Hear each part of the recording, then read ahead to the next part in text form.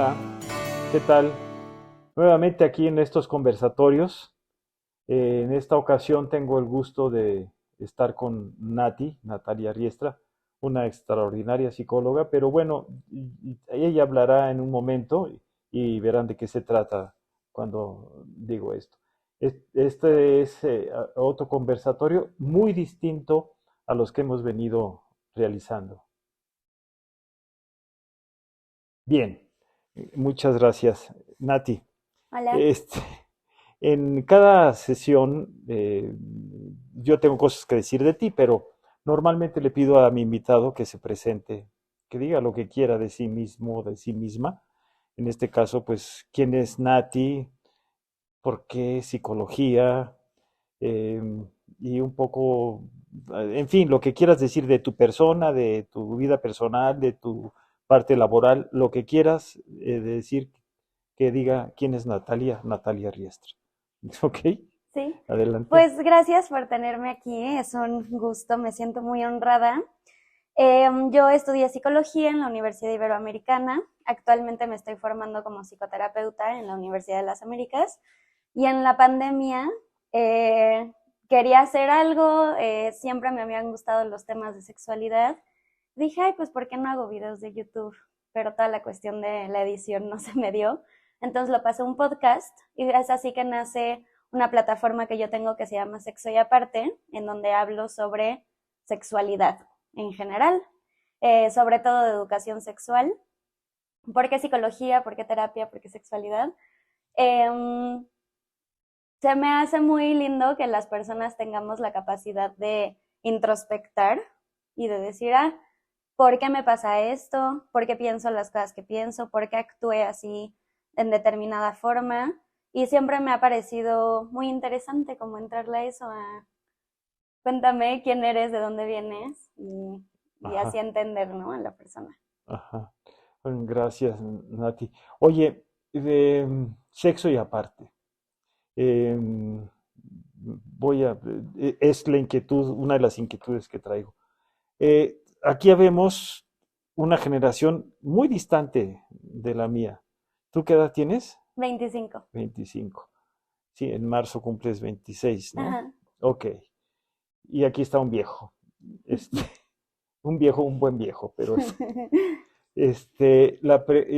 ambos psicólogos, como tú sabes. Eh, una inquietud que tengo es, tu generación y las pacientes que tienes, que son algunos mayores que tú, otras un poco menores, ¿cómo es hoy, no nada más en tus pacientes, sino en general, qué es la sexualidad para esta generación? Ujú, Que ujú. es una pregunta que me inquieta. Sí, es una pregunta muy amplia, muy buena y que seguramente hay muchísimas respuestas porque depende un montón a qué joven le preguntes, ¿no? También, porque la sexualidad se expresa dependiendo del contexto de la persona. No es lo mismo la sexualidad para mi 25 años mexicana, mujer de la Ciudad de México, que sexualidad para una mujer de 25 años que vive en la periferia, racializada quizás, ¿no? A una mujer en Oriente. Entonces, incluso puedes ver dentro de las mismas generaciones diferencias. Pero yo creo que a grandes rasgos algo que marca la sexualidad hoy en día y en mi generación es que estamos entendiendo que la sexualidad es muchísimo más amplia que como la entendíamos antes. Quizás eso es lo que ha cambiado, como el decir, ah, esta es una dimensión a la cual no le hemos puesto tanta atención o quizás nos hemos relacionado con ella más desde el tabú, desde el miedo, desde lo oscuro y ahora con el tiempo, junto con las necesidades del contexto, las características generacionales, ha habido más que una apertura, yo creo que una forma diferente de aproximarnos, ¿no? Esto A quiere ella. decir que no hay apertura, es una aproximación diferente, pero sigue siendo tabú, pregunto. Sí, yo creo que la sexualidad siempre va a ser algo que como seres humanos nos genera y, ¿no? No sé si tenemos la capacidad o no sé bien qué sea, pero siento que siempre va a ser un tema que no se habla con tanta o solamente con libertad y sin tabú, porque le compete al mundo de lo privado también, le compete al mundo de lo que es la fantasía, a lo que es lo subjetivo. Y entonces siempre va a haber algo de la sexualidad que yo creo que está como resguardado, un poco que no accede o que no podemos como 100% aceptarla por diferentes cuestiones, porque es política, porque está atravesada por la religión, porque está atravesada por diferentes necesidades y contextos. Entonces, no es solo lo que le pasa al cuerpo y la reproducción, ¿no? Sino cómo entendemos al género, la construcción de lo que es ser hombre, de lo que es ser mujer, cómo nos relacionamos, la poligamia, la monogamia, ¿no? Sí, Entonces, ajá. ajá. Que hoy se habla más abiertamente, más o menos más abiertamente que antes. Eh, bueno, yo fui educado con, digamos, los tabúes de los 60 o incluso 50, eh, en donde pues no se menciona, no se mencionaba. Y Ujú, además, perteneciendo yo a una escuela católica, eh, y con la ignorancia de mis padres, etcétera, yo recuerdo que algún día mi papá, cuando yo tenía 14, 15 años, ahora lo he reflexionado, quiso hablar con mi hermano y conmigo sobre sexo. ujú, Este, pero bueno, fue muy raro, se me hizo en principio muy extraño. ujú. Y yo pensé, ¿por qué habrá sido que quiere mi papá hablar de esto? Esto lo pienso hoy. Pero claro, se habló como de manera Mm. sugiriendo, no siendo directos. ¿Te encuentras tú con papás, porque sé que asesoras a escuelas, asesoras a padres de familia, etcétera, Ujú. todavía con estas cosas? Sí, por supuesto, todo el tiempo. De hecho, cuando damos talleres a los alumnos, como que una gran tarea que se tiene que hacer también es hablar con los papás, porque a quienes se les van a despertar las angustias de que estamos hablando de esto con sus hijos es a los padres, ¿no? O sea, como que sí hay que hacer un trabajo muchísimo de contención y es de explicar por qué hablar de estos temas no está mal, ¿no? Y creo que algo que pasa, escuchamos muchísimo, ay, en México no hay educación sexual. Y eso es un mito, porque es imposible no aprender sobre sexualidad. O sea, la educación Exacto. sexual existe todo el tiempo, estamos todo el tiempo aprendiendo en las películas, en las canciones, en las series, la forma en la cual está retratada la familia en los anuncios, cómo es que utilizan desde el lenguaje el reportaje de un feminicidio, por ejemplo, ¿no? O sea, todo eso nos manda mensajes que nos educan en sexualidad. Entonces, educación sexual sí hay, la cuestión es preguntarnos cómo es esta educación sexual y la que no hay, yo diría quizás, o sí, sí hay, pero menos es la explícita, la que es directa, la que tiene objetivos, la que está contenida en un espacio, ¿no? Ajá. Entonces, cuando llegamos nosotras en la organización en la que trabajo a decir, bueno, vamos a hablar de estos temas, claro que lo que se despierta al principio es como, no, pero de la sexualidad es algo de lo que a mí me han enseñado como persona de 50 años, que no sé bien si me tengo que proteger, pero algo de lo que tengo que tratar como con mucha cautela y como dices, ¿no? No hablar de los genitales con los nombres que tienen. Por ejemplo, decir, ay, el pajarito, ah, la conchita, ¿no? Como cuántas partes del cuerpo tienen otros nombres, ¿no? O sea, Sí, cuántos nombres tienes para decirle a las manos, a los pies, a las rodillas. Y por alguna razón los genitales tienen así una serie de nombres que justo el mensaje que mandan, no tan implícito, es hay partes del cuerpo que algo tienen que no podemos nombrar. Y eso educa también, sí, ¿no? claro. Entonces, sí, claro que se tiene que trabajar con esa angustia o con el miedo que se les despierta. Y creo que algo que siempre es importante regresarles es, mi generación tiende a ser muy tendenciosa con esas generaciones, como de, ay, qué cerrados, ¿por qué les cuesta, no? Tanto hablar de estos temas y es entender de dónde viene esa resistencia. Lo que hay de fondo de no querer hablar es querer proteger, ¿no? Y es decir, yo quiero cuidar a mis hijos, por lo tanto, si creo que hablar de sexualidad es malo, no voy a querer que estén en contacto con ciertos temas. O pensar que me ha pasado mucho, es que si hablamos de estos temas van a tener más preguntas. Y es como, sí, hablar de esos temas no tiene como objetivo que ya no pregunten nunca, ¿no? Pero hay algo de la curiosidad sexual infantil que nos angustia muchísimo. Sí, porque la sexualidad está toda la vida, Ujú. desde bebés, valga la expresión. Sí, sí, sí, por supuesto. O sea, pensamos, como en la adolescencia es el carácter, el desarrollo de caracteres secundarios, decimos, ah, es aquí, ¿no? Porque menstruación y empiezan las hormonas y como toda la caricaturización que hay alrededor de la adolescencia. Entonces, por eso ponemos el ojo en esa etapa de desarrollo y decimos, aquí es importante hablar de esto. pero la sexualidad está desde que estás en la panza de la mamá, ¿no? Como desde Ajá. que estás pensando, ay, va a ser niño y entonces le voy a comprar un balón de fútbol para que entonces, ¿no? Empiezan a haber un montón de especulaciones o de fantasías alrededor de lo que va a hacer esa persona y lo que va a hacer alrededor de su sexualidad.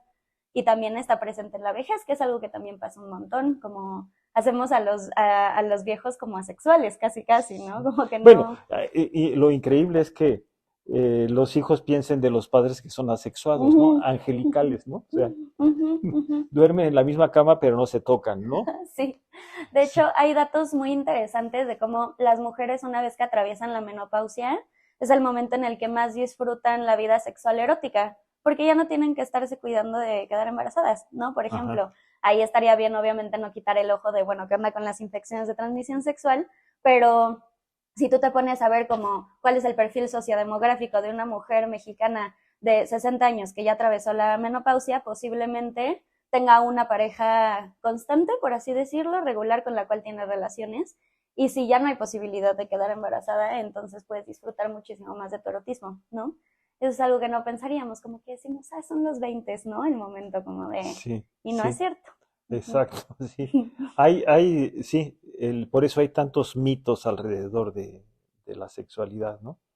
A la luz de la reflexión, hay varias cosas que me intrigan, ¿no? Por ejemplo, algo que también es novedoso para las generaciones mías y todavía los 50 y 40 incluso, es sobre todo lo que llamamos hoy LGBT, XY, Z, Y, el Uh-huh. abecedario.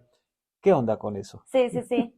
Eh, LG, lo voy a decir nada más, ¿no? Como LGBTTQIA y más. ¿Por qué el más? Porque se considera que la identidad sexual es algo, de hecho, único. Entonces, cada persona tiene una identidad sexual diferente y no se puede poner a todas las personas en una casilla y en una etiqueta. Pero lo que significa, todas esas siglas hacen referencia o a una orientación sexual diferente o a un género diferente o a, si no, es lesbiana, gay, pansexual. Entonces, como no clavar, no me voy a clavar tanto ahorita como en decir de qué va cada sigla, pero quizás sí da más luz decir, la identidad sexual está conformada por orientación sexual, género, sexo, identidad de género y expresión de género.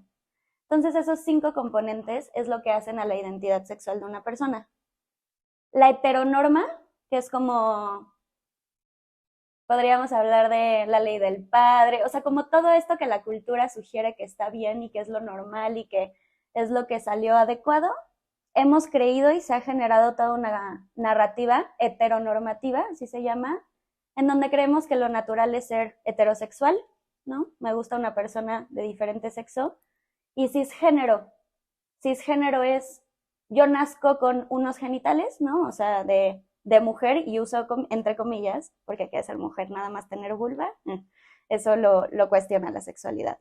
Pero ser cisgénero es yo, Natalia, nazco con genitales de hembra, ¿no? Sí, Nazco como mujer y mi identidad de género, que es la experiencia subjetiva de quién soy, va acorde a mi sexo, que es lo biológico. Uh-huh. ok. Las personas transexuales o transgénero son aquellas que su identidad de género, que es lo que está aquí, no va de acuerdo a su sexo biológico. Uh-huh. Ujú. Entonces, la narrativa es todos son hetero, todos son cis. Y llega, ¿qué onda con las personas de la comunidad justo LGBT? Que ni todos son cis, ni todos son hetero, ¿no? Hay lesbianas, gays. Entonces, todas las personas que se salen de la cis heteronorma Ajá, son quienes conforman al colectivo LGBT. ok. Sí. Sí, sí, sí, sí, me queda claro. Esto quiere decir que, por ejemplo, con estos 5 elementos y además, como tal lo dijiste al principio, ¿no? Una circunstancia en la que se nace, ¿no? Que creo que en la historia ha sido como más o menos permanente, ¿no? Siempre hay un juicio a partir de la heteronorma, Uh-huh, ¿sí? Hay como un juicio que se convierte en prejuicio y ya no vemos a la persona. uh-huh. Sería la reflexión. Ahora, por ejemplo, yo me acuerdo de un terapeuta que decía claramente esta persona nació, eh, lo dijo con estas palabras, es un ser que nació en otro cuerpo, es Mm, decir, es una chica que en realidad es un chico que nació en cuerpo de chica. mm, Sería una probable explicación, digamos, pregunto, ujú. una probable explicación que aclare algunas de las dudas que hay. Sí, a mí creo que no me encanta como esa forma porque también hay otro concepto importante que es el de la binariedad, ¿no? La idea de que o solo somos hombres Ujú. o solo somos mujeres. Y entonces, cuando una persona trans, la explicación es que es mujer que nació en cuerpo de hombre, Ajá, estamos dejando de lado que la sexualidad se puede expresar fuera de las categorías binarias. exacto. Entonces, por eso como que no me encanta. Al mismo tiempo, entiendo que entiendo por qué existe esa manera de explicarlo, ¿no? Ujú. Yo, en mi generación, como que me encuentro conflictuada con las formas en las que reaccionamos a maneras en las cuales se explica desde el otro lado la sexualidad, porque creo que luego, como que vamos a, no, si no es, si estás siendo cis heteronormativo, ¿no? Y estás dejando, o sea, como estás normalizando narrativas que pueden ser violentas o que pueden ser estigmatizantes para personas de la comunidad LGBT. Decirlo así para muchas personas, el decir, es que eres una persona que nació en el cuerpo incorrecto, para muchas personas podría ser violento, ¿no? O sea, lo podrían categorizar como tal. Porque es porque solamente estamos entendiendo mi existencia a partir de la binariedad cuando sabemos que el sexo no es binario, ¿no? Y en la naturaleza allá afuera no existe la binariedad, Claro. ¿no? Es la verdad un constructo Ujú. alrededor de la sexualidad de los seres humanos. Entonces, yo más bien creo que invitaría a la reflexión de pensar, uno, que es así la que me es como, ¿qué es ser hombre y qué es ser mujer, no? O sea, es nada más ponerme tacones, es nada más poder gestar, es nada más tener pene, es nada más traer el dinero a la mesa, ¿no? O sea, como realmente, ¿qué es lo que hemos denominado como hombre y mujer? ¿Y por qué cuando alguien que nosotros denominamos como hombre o como mujer que se sale de ciertas categorías ya deja de serlo?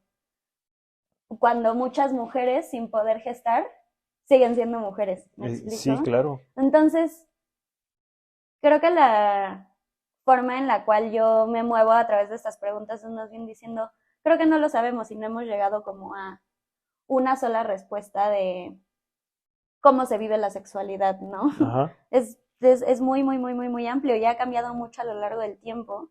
Y creo que ahorita también, porque encontrándonos en la posverdad, ¿no? Que es como repensar todo, como eh, no sé si desmentir, pero deconstruir lo que hemos entendido como la verdad, pues la sexualidad y todo lo que entendemos de sexualidad también se va Sí. en ese análisis, ¿no? Claro, porque no está aislada. Es decir, la sexualidad es lo que más claramente manifiesta esa Ujú, post-verdad, ¿no? ujú. Oye, ya en tu práctica como psicóloga que atiende a padres, digamos, ¿no? Alguna vez he escuchado cosas como que si vas tú o tu grupo a educar a los niños, les estás metiendo ideas y Mm, curiosidades que les despierta algo que no habían pensado. sí, Sí, ¿no? ¿En serio? sí, pasa un montón. Ay, no sé si te Sí, interrumpí. sí, dime, dime. Sí, esto, ¿no? Como, no, pues es que les vas a meter ideas o los vas a incitar a empezar a tener relaciones sexuales antes de tiempo, eso nos lo dicen muchísimo. Y además de que la ciencia y la investigación ya comprobó que eso no es cierto, de hecho las personas que tienen educación sexual en primera infancia retrasan el inicio de la vida sexual compartida, que es como justo con alguien más, porque pues la vida sexual no la vives nada más con alguien más, ¿no? Primero es propia y el autoplacer, etcétera. Pero se retrasa el inicio de la vida compartida, sexual compartida, y también más aumento de uso de métodos anticonceptivos y métodos de barrera. Entonces, en realidad, la educación sexual es una forma para prevenir que las personas tengan relaciones sexuales a una edad en la que todavía no están a tiempo de tenerlas, ¿no? Porque existen muchas otras prácticas para intimar con alguien.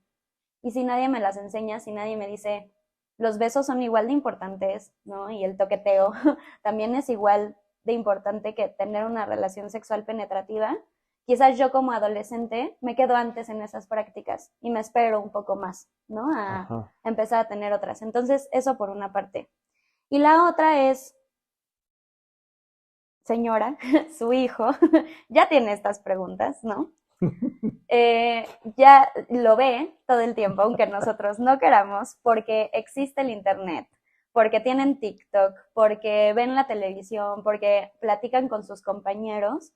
Y entonces es como ser muy reales, ahora sí, decir, estas cosas no podemos controlar que no pasen. O sea, no hay nada Exacto. que yo pueda hacer para prevenir que su hijo o su hija no empiece a tener preguntas sobre sexualidad, porque tiene sexualidad. Es como To- decir, le va a empezar a... No, mi ejemplo está muy bruto, pero casi, casi como es que le va a empezar a dar hambre, ¿no? Le va a empezar a dar sed. Es como, sí, es parte de su naturaleza que estas cosas empiecen a pasar. Y si las reprimimos, si regañamos, si los hacemos sentir culpables, eso es un factor de riesgo mucho mayor Sí, que el hablar de forma clara y concisa y honesta sobre esta sí, situación que pues va a vivir porque tiene un cuerpo. sí. Fíjate que ahorita que me estaba diciendo eso y te comentaba hace rato de lo que mi papá, yo quedé pensando, yo creo que mi mamá le dijo, habla con los dos mayores, ¿no? Y no sabía cómo decir. Y después de que me dio una explicación larguísima, dije, ah, y me preguntó, ¿y esto ya lo sabían, mi hermano y yo? Sí. O sea, no me dijo nada nuevo. Sí, Sí, yo sí. tenía 14 años, creo. Pero, y no había internet, ¿no? Ujú. Y no había nada. Pero todo Sí, lo vamos aprendiendo entre amiguitos y vamos diciéndonos, etcétera. O claro. sea, siempre está, ¿no? Siempre está ahí también, perdón, algo que pensé que igual es importante es creemos que hablar de sexualidad a veces es únicamente hablar sobre cómo prevenir un embarazo, cómo prevenir una infección de transmisión sexual, y cosas que tienen que ver más con la cuestión erótica, ¿no? Pero Eusebio Rubio, que es el director del AMSAC aquí en Ajá. México, tiene la teoría holística de los olones en sexualidad. Uh-huh. Y dice, la sexualidad está compuesta por 4 olones, que son como si fueran las columnas o como si Sí, fueran, ¿no? 4 estructuras principales, que es la del género, la de los vínculos, la del erotismo y la de la reproducción. Entonces, no es nada más hablar de erotismo cuando hablamos de sexualidad, también hablamos de cómo nos llevamos con nuestros amigos, de cuáles son las buenas caricias y las malas caricias con niños chicos, ¿no? Por ejemplo, la importancia de las partes privadas y la higiene y las prácticas de autocuidado y la limitación de lo público y de lo privado. Entonces, cuando los papás se angustian de que vayamos a hablar de estos temas, creo que también muchas veces no están considerando que hablar con sus hijos de sexualidad no es nada más decirles, miren, este es un condón y lo tienes que poner así, sino es decirle, tienes todo el derecho de decir que no te gusta que hagan algo con tu cuerpo. Y es hablar de consentimiento. Y también es dar las primeras bases para la prevención del abuso sexual, por ejemplo, ¿no? O qué refuerza o qué debilita una amistad. Eso ujú. nosotros lo damos en un taller de sexualidad para niños de 8 años, que justo están, ¿no? Etapa latente, Sí, pues, en exacto. donde pues lo que más importa es, hay un mundo allá afuera y yo quiero participar de él y quiero hacerlo junto con todos mis amigos. La importancia de los vínculos, ¿no? En ese momento. Y creerías que eso no es hablar de sexualidad, pero sí es. ¿No? Claro, totalmente. Oye, cambiando y no cambiando de tema. Yo siempre con mis invitados les hago preguntas personales que las medio comprometen, ¿no? Sí. Y para Nati, ya más allá de toda esta parte de una formación tan sólida como la que escucho, y además una práctica, porque te veo trabajar mucho, ¿para ti qué es el amor? Mm. Para mí, y es algo que justo descubrí en mi proceso terapéutico hace muy poco tiempo, creo que antes el amor, como que yo tenía evaluado el amor y relacionarme desde un lugar amoroso, como sentirme muy bien, ¿sí? Y decir, ay, con esta persona puedo viajar y comer rico, ir al cine y disfrutar nuestra sexualidad igual y todo lo placentero. Y ahora, conforme ha ido pasando el tiempo, y yo creo que tiene que ver con que ya no soy un adolescente, claramente, ¿no? O sea, ya mi sexualidad ha madurado. Para mí el amor es tener una relación en donde también se puede tolerar el malestar, en donde también se puede tolerar la angustia, en donde se puede tolerar la frustración y en donde hay un vínculo lo suficientemente sólido para sostener esa incomodidad y decidir en la conciencia permanecer en esa relación.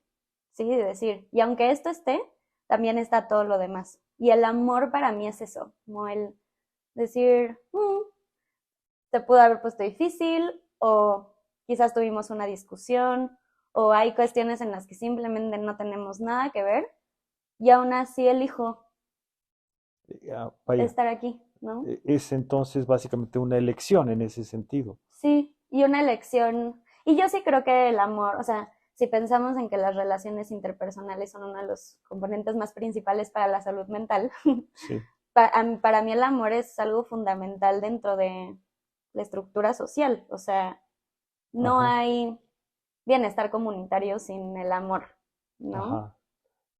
Aunque, digamos, también es algo que escucho que has tenido que de construir y Ujú, construir a partir de tu propia experiencia, ujú. esto que hoy defines así como un vínculo que vaya más allá del placer y de la satisfacción, Sí, ¿no? claro. De la satisfacción, es decir, en que incluye, Claro que le incluye. incluye eso, pero también incluye eh, el aprendizaje de la tolerancia, la frustración, Ujú, aquello que te complementa aunque te disguste, sí, ujú. sería todo eso. Sí, sí, sí. Bien, Sí, cien por ok. ciento. Oye, y en tus, digamos, en los diversos contextos socioculturales en los que estás moviendo, una chica de tu edad o un chico de tu edad, y es otra pregunta en paralelo, es decir, ¿qué diferencia hay entre el pensamiento masculino y femenino? Eh, Hablando de la heterosexualidad, sí, Ujú. luego me quisiera meter también a otros aspectos, pero ¿piensan de esta manera? ¿El amor es esto que estás diciendo? Mm, mm, qué buena pregunta. Creo que desde donde yo te puedo contestar lo que yo he visto, hay que ver de qué forma también las narrativas en redes sociales Ajá, han impactado en lo que nosotros entendemos como amor. Y ahorita, en un momento en el que movimientos sociales tan importantes como el feminismo y la lucha de las personas LGBT y el antirracismo, y como que estamos pensando en todas las estructuras de opresión, de qué forma impactan en mis relaciones interpersonales, yo creo que eso es lo que está más presente en nuestros vínculos hoy en día como en mi generación. El amor lo estamos entendiendo como uno en donde hay responsabilidad afectiva. Eso es, lo que yo hago tiene consecuencias en la otra persona. Y yo no puedo solamente como desentenderme de. Y por eso términos como el ghosting, ¿no? ujú, Términos como el gaslighting, términos que nos han ayudado a visibilizar violencias sutiles que se han normalizado en nombre del amor romántico y en nombre de la heterosexualidad. Por ejemplo, y es que aparte todo está ligado con todo de forma preciosa, ¿no? O sea, también sí, nos podemos ir a hablar del consentimiento, pero yo creo que el amor hoy en día en mi generación está muy vinculado a qué tanto nos hemos podido deconstruir de justamente lo que antes se entendía como amor, que estaba ligado a nociones muy románticas. Si sufres, entonces es amor verdadero, el amor verdadero cuesta, vas a encontrar a tu media naranja, la mujer llega hasta donde, no, el hombre llega hasta donde la mujer se lo permite, ¿no? Esa era también una. Y hay un montón de, pues bueno, todos los mensajes que mandan las películas de Disney, ¿no? Como la princesa esperándose a que llegue el príncipe y entonces pareciera que lo único que una mujer tiene que esperar hoy en día es a que alguien quiera estar con ella, ¿no? O conseguir pareja. Y esta idea de si no sé, llega una mujer y una de las primeras preguntas que le hacen es como, ¿y ahorita tienes novio? ¿No? sí, Antes de preguntarle como, ¿qué onda con tu trabajo? ¿Qué estudiaste? ¿Cómo en qué andas? ¿Vives sola? ¿No? ¿Qué te gusta hacer? ¿Cuáles son tus hobbies? Como que hay una recompensa social muy grande a estar en pareja. Ajá. es cierto. Y siento que ahora, al desmentir justamente todos estos mitos y repensar la forma en la cual nos relacionamos entre hombres y mujeres, algo que evaluamos como amor verdadero, que es paradójico, ¿no? Sí, Es, tú no te alías a esos mandatos, ¿no? De masculinidad, tú no te alías a esos mandatos de amor romántico, sí, sí. ¿no? Entonces por ahí va. Pero si a mí me preguntas muy honestamente y si eso realmente ha tenido un impacto en que tengamos relaciones más sanas, no lo vamos a poder ver ahorita. Es algo que vamos a ver ya después que haya tenido su impacto. No sé si logré Sí, contestar la pregunta. sí, sí, claro. Sí, es una cosa es lo que a ti te pasa y lo que tú y otra es la pregunta que es cómo vive tu generación, Ujú. y me estás contestando sí, bien, en relación a esto la inquietud, ¿no? Que me da. ¿Cómo nos ven a los viejos? Mm. Siento que desde un lugar, y te estoy contestando algo que creo que mi generación podría decir que es controversial, o sea, como no sé si estoy representando realmente como a lo que piensa mi generación. Creo que hay un murmullo como de, ay, ya no entienden nada, ¿no? Como están súper desactualizados, como entendiendo los valores que hay dentro del matrimonio, dentro de las relaciones de generaciones que no son la de los Z o los millennials, como ya, ¿no? Como Ajá. ya muy viejos. La pregunta era cómo los vemos, ¿no? Ustedes. Sí, Yo siento que sí, este murmullo como de mucha desactualización, pero lo que yo contraargumentaría es como ve lo rápido que ha cambiado todo, o sea, en cuánto tiempo una persona puede actualizarse con tantos términos, con tantas nuevas formas de ver la vida, entonces la forma en la cual mi generación ve a los viejos a mí me parece muy injusta, en realidad, ¿no? ok. Hay una serie, se llama Sex Education, que a quienes nos estén viendo se las recomiendo muchísimo. Es muy valiosa porque hay diferentes personajes que pertenecen a diferentes generaciones y justamente puedes ver pues cómo ellos están viviendo todo este cambio. Y hay un personaje al que tú odiabas, todas las temporadas lo odiabas y dices, este hombre macho, maldito, homofóbico, ya sabes, así Sí. lo odias.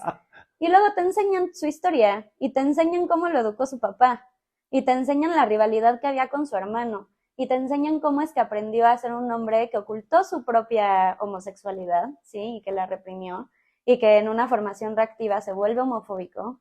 Y entiendes por qué ese hombre que tú llevabas, ¿no? Desde tu lugar woke, generación Z súper deconstruida, feminista, diciendo como de, ay, no, lo odio. Y dices como de, ah, no, o sea, claro, todas estas personas llevan 40, 50 años viviendo, ¿no? También en el mismo mundo en el que estoy yo. Y por eso a mí me parece a veces como un poco persecutorio y un poco condenatorio e injusto, porque siento que estamos como con esta prisa de ya, cambio, rápido, piensen como estamos pensando nosotros. Y no estamos dando espacio a que haya tiempo de sentarte y pensar en por qué han habido cambios, que los integren. También dar espacio a que hay personas que no van a estar de acuerdo, ¿no? Y como, ¿qué Ok, vamos a hacer con eso? sí. Pero siento que desde ahí los sí se ven y ajá, es como una poca tolerancia, ¿no? Como a que ustedes piensen de forma diferente y creo que ahí nuestra chamba también es, si estamos hablando de que la educación sexual es para todos y que debe ser desde el amor y la empatía y no desde el tabú y la prohibición, pues eso también aplica para las generaciones más grandes, ¿no? O sea, no se vale Sí, como solo voltear a ver a las infancias y decir, no, no los regañen por preguntar esto, ajá, tampoco regañes a los mayores por preguntar cosas que tenían entendidas como verdades, ¿no? exactamente, sí. El, diga, hay una cantidad de términos que son del siglo XXI, por cierto. Aunque siempre ha existido, vamos a decir, la poligamia, Ujú, eh, de una u otra forma, ¿no? Y ha sido clandestina, ¿no? El, eh, y hoy se utiliza el término poliamor ujú. como para incluir o aceptar una necesidad que de pronto parece que está presente en nuestra especie, ¿no? Como seres humanos. ¿Tú crees que somos por naturaleza Mm. polígamos o monógamos? Yo creo que por naturaleza somos no monógamos, ¿no? O sea, Ese no sería. creo que estemos diseñados para estar con una persona por, no sé, 60 años, ¿sí? O sea, creo que eso es algo muy de la institución de la familia, muy de la imposición de la creencia de lo que es, sí, de los valores familiares, ¿no? Entonces, ¿no? También pensar en que pues, la familia le funciona al capitalismo, ¿no? O sea, la idea de tienes tu patrimonio, que es tu familia, tú sales, trabajas, traes dinero y entonces hay una persona que los cuida, que generalmente es la mujer, o sea, todo ese esquema es una construcción, si a mí me preguntas, no Sí, algo como natural que nos salga a nosotros como de organizarnos. Ahora, yo siento que las necesidades afectivas de las personas no están basadas o nacen de forma natural, o sea, no tienen un fundamento biológico, ¿no? Sino que responden a las necesidades del contexto. Y entonces, ahorita, ¿qué está pasando? Estamos hablando de poliamor, de relaciones no monógamas. Nos damos cuenta de que hay, aparte de poliamor y no monogamia, hay un montón de términos más que hacen referencia a yo sí tengo a mi pareja principal, pero tengo libertad sexual, o no, yo sí tengo diferentes parejas, o yo solo tengo una pareja, pero dateo de vez en cuando, y se está hablando más bien como de los acuerdos que tiene cada pareja. Y eso abre espacio a decir, pues chance yo tampoco quiero estar en una relación en donde el contrato es no puedes voltear a ver a absolutamente nadie más.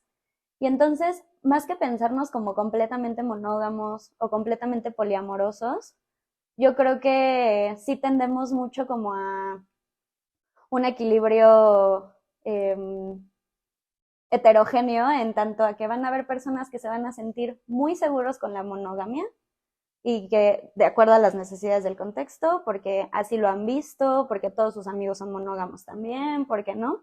Y van a haber personas que por estas nuevas narrativas van a decir, creo que nunca me había puesto a pensar en si yo quería la monogamia y por eso podemos empezar a ver otras formas de relacionarnos, ¿no? sí, Naturalmente, o sea, yo así de pensar como qué tanto creo que son las personas, pues, o sea, como en su mayoría, yo creo que sí es muy normal estar en una relación muy enamorada o con mucho amor y mucho compromiso y sentir atracción por más personas, ¿no? O sea, me parece imposible que no te pueda que atraer. no exista eso, claro, Exacto. sí, De ahí a lo que se convierte en proyecto, lo que se convierte en fantasía, bueno, más bien lo que se queda en la fantasía, como si llegas a un acuerdo con tu pareja, ya es otra cosa.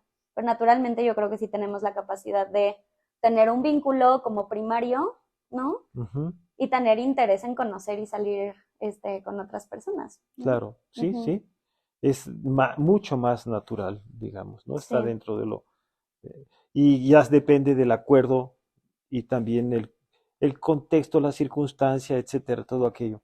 Lo que sí creo que es importante es oír una voz de alguien joven al respecto en estos temas. Antes de terminar, en esta edad tuya, yo me he entrevistado con personas o de mi rodada o mayores que yo. No, no, bueno, ya uno que otro más joven, pero para mí los jóvenes, los chavos también son de 50 años. Este, les pregunto sobre qué es la muerte para, y tú cómo vives y teóricamente yo me imagino que no es algo que pase por la cabeza de muchos jóvenes, salvo que haya algún tema relacionado con la depresión, con Ujú. etcétera, ¿no? Con el suicidio, en fin, pero en general, digamos, tengo probablemente equivocadamente eh, que existencialmente no es una pregunta que esté tan presente en los jóvenes. Mm, ¿En ti cómo es? ujú. Yo sí creo, me imagino la muerte como lo que pasaba antes de que naciera, ¿no? O sea, como no estás, o sea, no me imagino que llego a ningún lado, no me imagino reencarnar, ¿no? Siento que solo dejas de estar. Del ser a la nada, Sí, digamos. sí, tal cual. Ujú. Ujú, Como tú te imaginas antes de nacer o antes de incluso ser concebida en el vientre de tu madre, es de la nada al ser, ujú, ¿sí? ujú. Ok. Y no es algo inquietante, digamos, lo tienes como que lo tienes resuelto desde ahí, desde esta... Sí, creo que me inquieta más de mi muerte que sea temprana y entonces que es algo muy doloroso. para mis papás, para mis seres queridos, o sea, que sea una muerte que llegó antes, ¿no? O sea, porque nos imaginamos la muerte así cuando sea viejo y se termine mi vida, pero eso quizás es lo que a mí me podría inquietar de la muerte, como el dolor que le puede generar a quienes se quedan, Ajá. pero yo dejar de vivir, te digo, ahorita me encanta estar viva, ¿no? Así, yo ahorita dejar de vivir. No, pero no es algo que me resulte así como que lo pienso, o sea, conozco a muchas personas que sí es de, ay, no, yo, que es una puerta que no me abras porque pienso en la muerte y me da muchísima angustia. Ajá. No, la verdad es que Ni la muerte de los seres queridos. ¿Te puedes imaginar la muerte de tus padres? eso sí me angustia. Sí, Ok. sí, como me angustia la muerte para los vivos, ¿no? O sea, pero mi muerte, o sea, yo pensar en qué angustiante que de pronto voy a dejar de vivir y el tiempo va a seguir pasando. No, Ok. no, la verdad no. Oye, te agradezco mucho. ¿Quisieras añadir algo que a lo mejor se te antoje decirle a quienes me siguen y que ahora están aquí con nosotros? Em, que creo que, sobre todo para personas más grandes que mi edad, como que nunca, su sexualidad nunca va a dejar de expresarse. Y si están pensando algo con respecto a su sexualidad, con respecto a la forma en la que se relacionan, con la forma en la cual se identifican, incluso se visten, los gustos que tienen, no son los 20 el momento para descubrir eso, ¿no? Eso es algo que siempre se dice, ¿cómo estás en el mejor momento? Si te quieres pintar el pelo de rosa vas, que más grande no lo vas a poder hacer. No, sí, o sea, nunca es tarde para conectar con esa sexualidad, ¿no? Y porque va a estar siempre, va a estar literalmente hasta que se mueran. Entonces, que lo hagan y sí, creo que es un muy buen ejercicio el de ver a mí cómo me educaron en sexualidad. Yo que aprendí cómo me he relacionado con esta dimensión y cómo es que esa educación me ha hecho relacionarme con la sexualidad de los demás, ¿no? Ok. Ujú. Pero Nati, gracias. muchas gracias de verdad. No, ¿de qué? Natalia Riestra, Gracias. psicóloga, está en la maestría de psicoterapia, sabe muchísimo, además tiene un talento que siempre una persona que está dentro de sí misma y tiene un talento no lo ve tan claramente.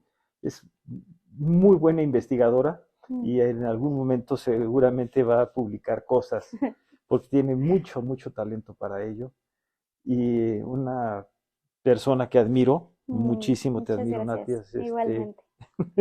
y de verdad aprendo mucho de ti. Te agradezco mucho que estés aquí. Es una voz fresca que hace falta para nosotros. Y a los que estuvieron y que están viendo estas cosas, yo les pido, como me piden mis productores, me piden, por favor, si te gusta esto, suscríbete a mi canal. Por favor, también ponle ¿cómo se llama esto? Es que se suscriban, que les guste, like, Sí, compartir, compartir comentar. y comentar. Sí, todo eso. Gracias. ¿Cómo se te puede encontrar a ti? Ah, sí, me pueden encontrar en Instagram como @sexo_i_aparte y en Spotify con el mismo nombre. Ahí tengo un podcast en el que hablo de forma un poco más extensa sobre esos temas. Pues Nati, Muchas gracias por la invitación. muchas gracias a quienes nos escuchan y que aguantan hasta el final de estas sesiones conmigo, ¿no? Siempre digo que soy un gran crítico de las redes, esa fue este, la anterior a esto fue un comentario crítico hacia ello, pero aquí estoy tratando de aprender de ustedes y muchas gracias por estar aquí.